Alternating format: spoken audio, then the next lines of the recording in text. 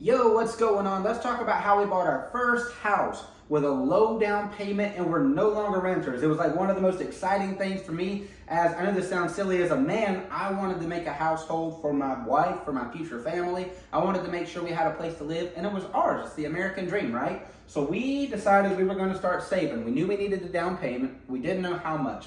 So we started saving $100 a week.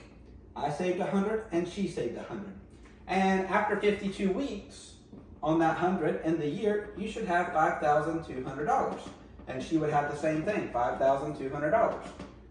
Together, after 1 year, we would have $10,400, saving $100 and $100 every single week. Now that was a sacrifice for us. I know this sounds silly to some of you guys, maybe doing well, but like we were eating cheap ramen noodles. We didn't have our finances in order. We were blessed to have just like a $300 or $400 car payment total, and our apartment rent was like $1,100. So even though that was a struggle for us at the time, we committed, hey, we're not going out and having fun. If we're not going out to eat, we're going to do everything we can to get our first home. And so at about the end of the year, I started looking on Zillow, and I'm a kid with no education, so I didn't know what to do. I didn't even know you were supposed to ask a realtor. I Googled how to buy a house, and it said find a house and ask the listing agent. So I went to Zillow, I found a house, and it was $193,000. And I know nothing about how much that is going to cost, but I'm like, hey, I want to buy it. So I saw the number on Zillow, and I contacted her and said, have you have a pre-approval?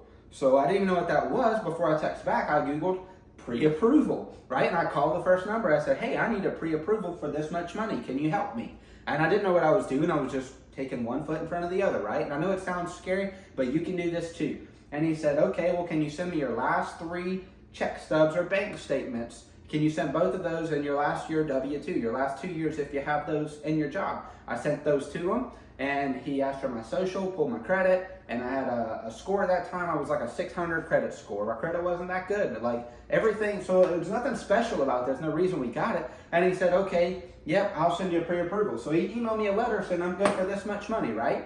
So then I text that listing agent, of course I do. And I sent her this letter, and she said, okay, people are interested in buying this house. Do you want to make an offer? I said, sure. I will do 193, and this was Google telling me to do this. I said, you pay some closing costs. And she said, how much are your closing costs? And I said, and I made this number up. I had no idea. I said, 8,000. And she said, we'll pay 5,000. And so bam, I got $5,000 credit for my seller towards my closing costs, which I found out later I was going to need. So with a FHA loan, we did a 3.5% loan. I'm going to make this easy numbers for $200,000, round up that $6,000. So we had about $7,500 in down payment, right? This was out of our money, but there were some expenses. We had to pay a home inspector to come and look at the house, and we had to pay for insurance to go ahead and put insurance on the property. There were some small expenses we had to pay. We had to pay for a title application out of pocket, and with their $5,000 credit to closing, I know this sounds crazy and it's almost like a coincidence. We ended up using all of this. I think the total cost ended up being $11,000, and I borrowed $1,000 from my wife because I spent some of this money to inspect, and I borrowed $1,000 from my wife who had like a business account. And so $11,000 we were moved into this house. But, and I know you're thinking, Preston, well, that's a little bit more. You save an extra month or two, no big deal, or ask for a little bit more closing costs. There's more than one way to do this. If I'd have stuck at my 8, I could have got in this house for less money, and you can too, so it's just what you know, and I didn't know that. So, what did that do for us? So I went from paying $1,167 a month in a 1-bedroom rent, and I got a 3-bedroom, 2-bath house on the water, which by the way, we now Airbnb and pays us a few $1,000s a month. But I got that for the $1,167 a month. It was literally like the same payment. At that time, rates were really low. We got a 2.9% rate right now. Be honest, they're going to be like 8 or 9 at the time of making this video. So you're probably not going to be able to get that cheap a payment on this dollar amount, or I know you're not, unless you put a big down payment.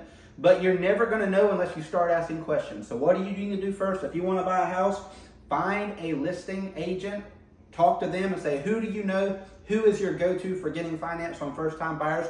Or you can do what I did and Google, get a pre-approval letter for a mortgage, and just click on one of the links. Call somebody. If you don't know somebody, do the steps. So try to figure it out. Don't get so afraid, because I know it looks scary, but all you got to do is make the one phone call. And think about it like that. If I can do one phone call at a time, I can get a house for my future and my family. That is how we bought our first house. I hope it helps you. I hope if you got any advice, if you got any comments, things I missed out you think were important, let me know in the comments below. And share this with somebody that you think might be interested in owning a piece of the American dream.